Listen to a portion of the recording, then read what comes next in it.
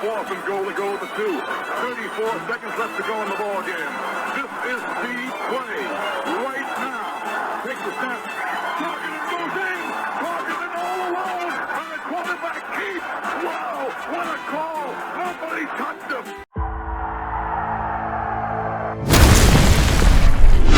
Here is Jeff, the host of the Gridiron.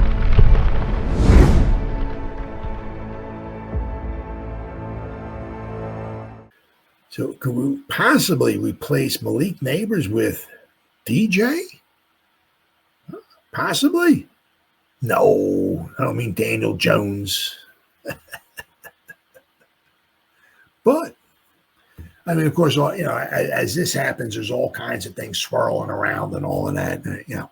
Who the Giants going to get? And, one of the problems that the Giants have as far as trying to get maybe replacing Malik Nabers is that we don't have a lot of salary cap space. So, as far as going out and bringing somebody in, who could possibly come close to, replacing, we got to be very careful with the money, But there's all kinds of people out there. Let me see. I got to find this one here. Okay, this might be it right here. The Giants could swing a big move for DJ Moore to replace Malik Nabers if the price is right. Not Daniel Jones, but DJ Moore. There are a lot of moving parts to make this trade happen, but there is a method to the madness. First things first, Moore is expensive. Now he went to Chicago, right? I mean, gave Caleb's got himself a plethora of good guys, good talent to throw the ball to. But Chicago would need to eat some of his salary or take back matching money to make the cap math work. The 28-year-old just signed a 4-year, $110 million deal in 2024, and he carries a $24.9 million cap hit. That's a massive commitment to undertake. But, I mean, to me, somewhere along the line, we need another weapon. Secondly, the Shane Daboll clock is ticking, and it's ticking fast, which makes riding out the year with Wan'Dale Robinson and Darius Slayton as their top two receivers feel like a non-starter. And Jalen Hyatt hasn't shown anything to suggest he's ready for a larger role. Nope. Lastly, it's becoming clearer by the week that Moore is being phased out of the Bears offense. Moore is arguably on pace for the worst season of his 8-year career, though through the first 4 weeks he has just 16 receptions for 178 yards and 1 touchdown. Rome Odunze and Luther Burden are quickly becoming Caleb Williams' go-to guys, not Moore. So with the former Maryland Terrapin looking like the very expensive odd man out, it might make some sense for a change of scenery, with Big Blue being a viable destination. DJ's fit with the G-Men is almost glove-like. He's electric with the ball in his hands and a yards after catch monster, exactly what you want for a developing quarterback like Dart. The 22-year-old rookie wouldn't have to force throws downfield.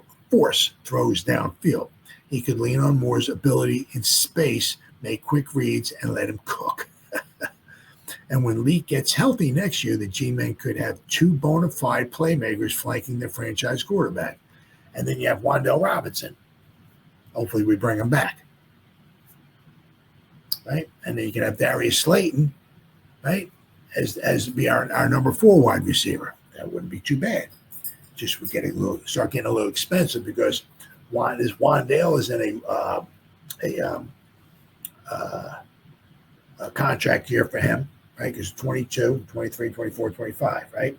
So he's gonna want a contract. I don't know what he's going to get paid. At least Malik is relatively cheap right now. Okay, so and we got Slayton. He's not making a ton of money either. Okay, so if we were to bring in DJ Moore, he would be the one that would command a lot of money. All right, but we'll have to wait and see. The Giants do need somebody else. Let's say. Moore might be a reach, sure, but never count Schoen out when it comes to flipping day 1 and day 2 picks to improve the roster. Nobody flips early picks during a rebuild like the 46-year-old GM. But remember, this regime needs to win now. If Dart's your guy, go get him a guy and keep this season from getting too out of hand.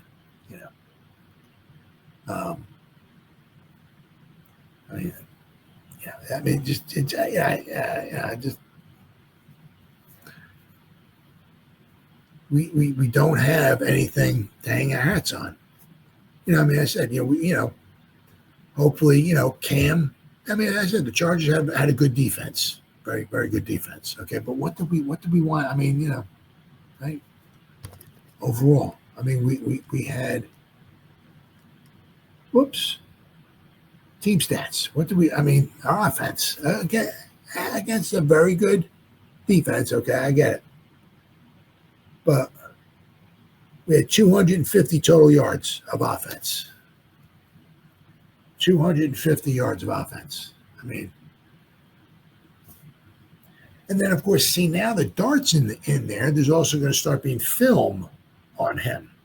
And the defensive coordinator is going to be eating that up, right? Just like the Giants were doing, the W's or whatever it was. They were eating his W's up in Jameson Winston. Dart put a W in Jameson Winston's mouth after one of our exhibition wins, and Jameson Winston was chewing on it. You start eating that stuff up. What do the Giants do with can we open the offense up? Who's going to step up?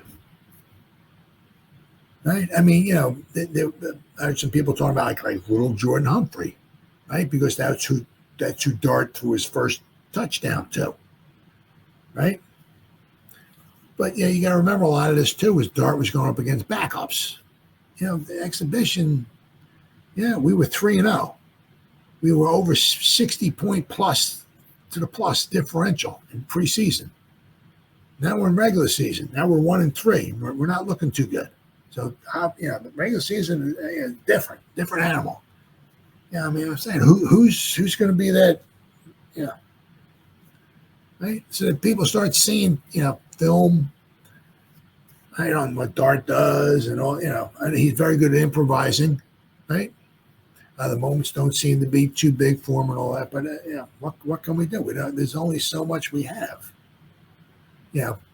At least like when in 2022 we went to the playoffs, right? We had Slayton, right? We had, we didn't have Wando Robinson. Was it Richie James we had, right? Because Wando got hurt.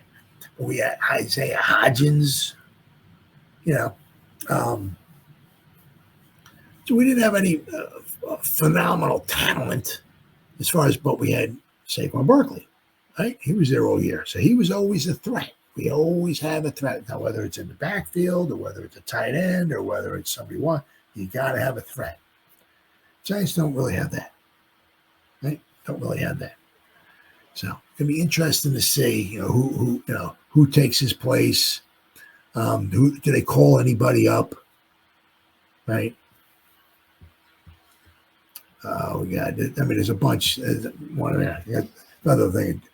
6 wide receivers the Giants could add after Nabers' injury. Of course, one of them, of course, is Odell Beckham Jr., little Jordan Humphrey, right? Jacoby Myers, Ricky White, Chris Olave.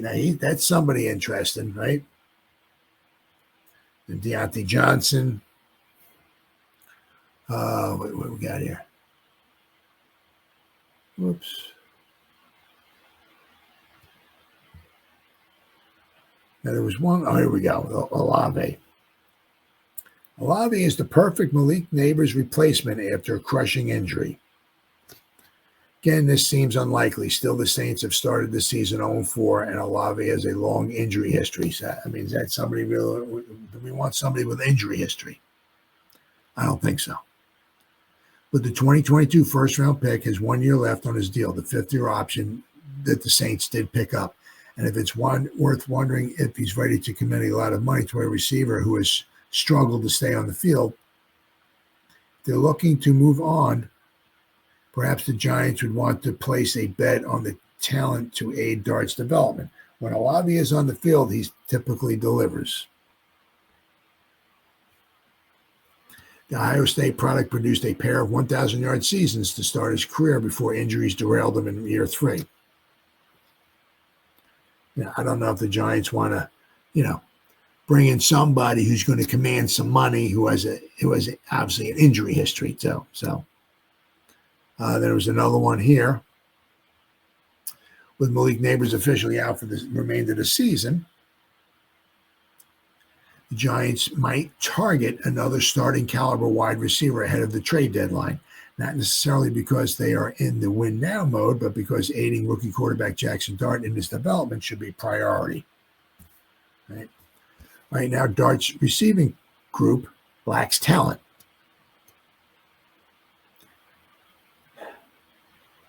On September 29th, CBS sports writer Jeff Kerr discussed a few wide receiver options for the Giants. The Raiders pass catcher Jacoby Myers stood out as a potential under-the-radar trade target. Myers is one of the underrated receivers in the NFL, an excellent route runner that would help any quarterback. He's been good for the Raiders this season, 21 catches, 258 yards, and it would take a higher price to get him, but Myers is also in the final year of his contract with the Raiders. The Raiders weren't expected to compete this season, a year which the franchise looked for stability with Carroll. They're getting that at the moment, even with the play of Geno Smith and the 1-3 record. Myers, who is also 29, can boost up his free agency stock, whether he's with the Raiders or the Giants.